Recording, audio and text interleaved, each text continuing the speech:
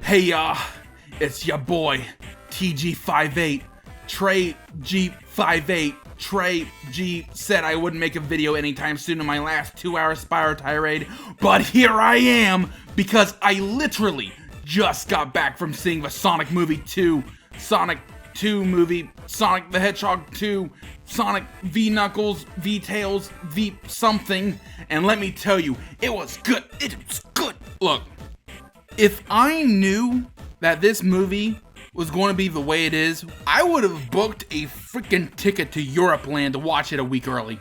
I believe it's that good. I just want to make a little video on how impressed I was in this thing real quick. So, okay, look. Sonic movie 1, I feel like I was way too lenient on it in my review. Okay, it's one of those movies that every time I watch it, every time I rewatch it, I like it less. Like, it gets worse. It reminds me a lot of a Nickelodeon live action movie or something, picture related. Although I argue that movie I'm showing is actually pretty good, Three Stooges. Yeah, I think that this comparison encapsulates my feelings on the first Sonic movie perfectly, as I believe it understands enough elements of the source material and portrays them well, but it just has the baggage of everything else that makes it feel aggressively average. I was just glad that the Sonic movie just didn't outright suck, but it didn't really have what I was looking for. It was just another dumb CGI animal buddy movie, but this time with some high production action scenes that wouldn't be out of place in the MCU or something.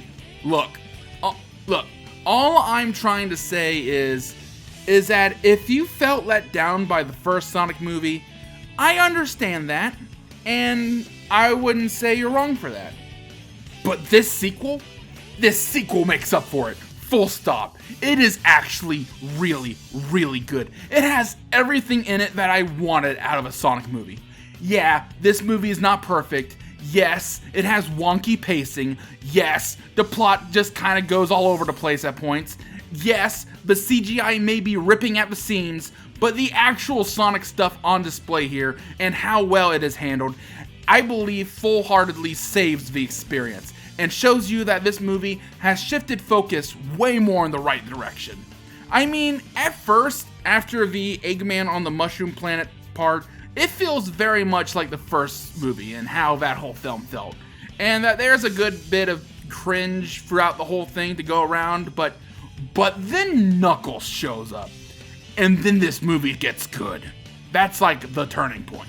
And I can confidently say that this here is a Sonic movie with much more of a Sonic plot and with actual Sonic characters that it focuses on way more and less on them normie humies that people keep saying they don't care about. Tails is perfect. His writing is solid and he's being played by his actual voice actor, Colleen O'Shaughnessy. It felt kind of off at first since we just spent a whole movie establishing that Sonic and Tom Thorndowski are BFFs, and here comes Sonic's true BFF from the source material, and he's acting like he's known him all his whole life. I really wish Sonic and Tails had way more screen time to build a relationship. I want to get to the wedding in Hawaii subplot in a bit. And they do kind of focus it like as minimal as they can, but I feel like more could have been cut out to, let Sonic and Tails bond more and become best friends. And they kind of do. They do kind of have them bond, but the way they approach it is really weird. Okay, so remember in the first movie, that bar fight scene that was just something I would not expect from Sonic at all? Well, they tried to one-up it by having Sonic and Tails tag team in a dance off to the death in a Siberian tavern. It is just dumb and wild. And I get that it's actually supposed to show that Sonic and Tails gains camaraderie and Sonic tries to egg Tails along and make him feel more confident, which is a major aspect of Sonic and Tails' relationship, especially early on in the series. But it's very weird, and I kind of like the wildness of it, but yeah, and the end part of the bar scene was actually pretty wholesome.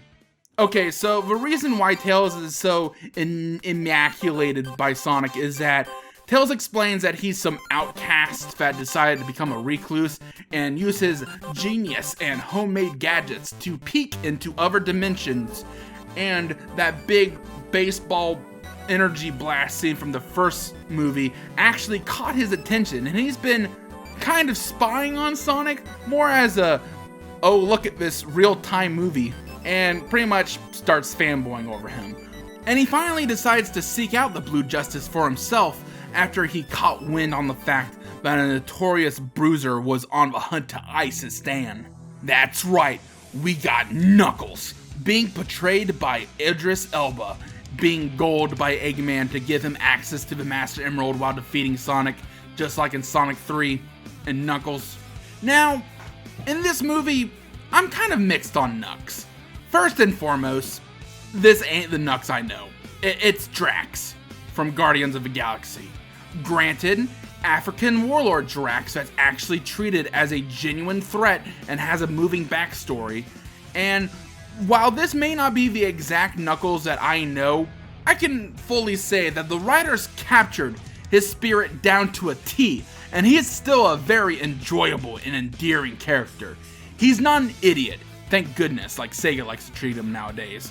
He's just naive and headstrong, and is trying his darndest to get the Master Emerald, whom his tribe has sworn to get back, and believes Sonic's partially the reason why he's the last Echidna. He also got them Tims! Alright, I'm gonna start dipping toes into some light spoilers now. Yeah, the movie universe lore has decided to split away from the games a good bit. Knuckles isn't the appointed guardian of the Master Emerald, and Angel Island isn't a thing. Or at least not floating in the sky, sadly. It's more like Labyrinth Zone, or I guess Hydro City Zone, Hydrocity Zone, Hydro City, which is still cool. It turns out that the owls that raised Sonic and the Echidna tribe have been at war with each other for the aforementioned Big Green Gem, and Sonic's cross-dimensional graph is actually a map to it, and Knuckles wants it, and Jim Carrey, rocking the classic Eggman stash, wants it too. I don't have a good segue for this, but that wedding in Hawaii scene I was talking about, that whole B-plot, despite most people harping on it, and the amount of other reviewers I peeped just crapping on this segment, and how much that I personally would like way less focus on the humans, especially as this movie series continues, I actually enjoyed the wedding scene, at least that climax to it where it goes completely off the walls. I actually enjoyed that segment, believe it or not.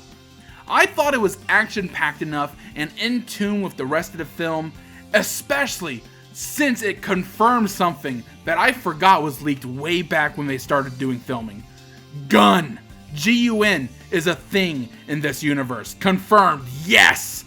I love all these connections and callbacks to the games, including Eggman's secret hideout being a cafe called Mean Bean, Robotnik's Mean Bean Machine, Poyo Poyo. I'm doing this in one take if you can't tell. Big spoiler time, but the finale was amazing. It was phenomenal.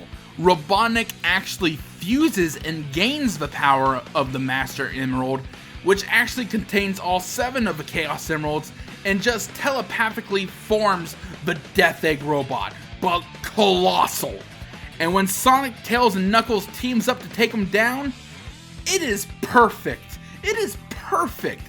The way they interact in their huddle and then fight together against a colossal Eggman machine is just peak Sonic. These are my boys. They are the boys that I grew up with, and they just starred in a multi-million-dollar Hollywood blockbuster. I am biased as crap right now, and if you're a Sonic fan, I'm sure you would be too. The only thing that the final act of his film needed was just more of a iconic score on that scene.